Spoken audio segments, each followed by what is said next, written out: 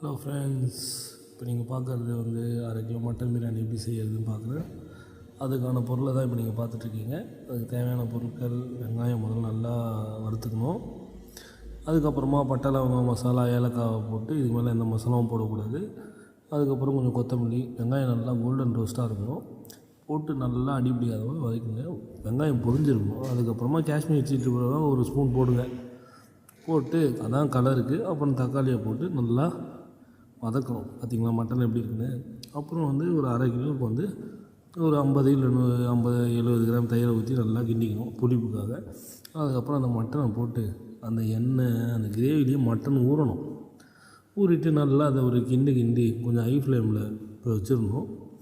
High ஃப்ளேமில் வச்ச பிறகு தண்ணி வந்து ஒரு 1/2 லிட்ரு போட்டு அரிசியை வந்து ஆஃப் பாயில் பண்ணி அதில் போட்டு மிக்ஸ் பண்ணி இப்படி கொதிக்க வச்சு அளவு எடுத்து பார்த்திங்கன்னா இப்படி தான் பிரியாணி விசிறுதாமல் வந்திருக்கும். எல்லா அரிசியும் வெந்திருக்கும்.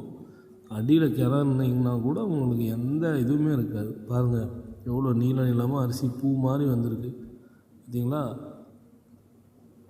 பாருங்கள் மட்டன் பார்த்தீங்களா? மட்டன் சும்மா பூ மாதிரி வந்திருக்கு. சாப்பிட்டு பார்த்தவங்க எல்லாருமே அவுட்டு. எல்லாம் இன்டர்நேஷ்னல் லெவலில் இருக்குதுன்னு சொல்லிட்டாங்க. ஏன்னா நம்ம 10 வருஷமாக எதனா பண்ணிகிட்ருக்கோம். வேறு என்ன வேலை. மட்டன் பார்த்திங்களா எவ்வளோ சாஃப்டாக இருக்குது. ரெசிபி என்ன கேளுங்க, நான் உங்களுக்கு அமுச்சு விட்றேன். சாப்பிட்டு ஃபேமிலியோடு என்ஜாய் பண்ணுங்கள். எங்கள் ஃபேமிலியில் இருந்தவங்க ஒரு 6 பேர் 1/2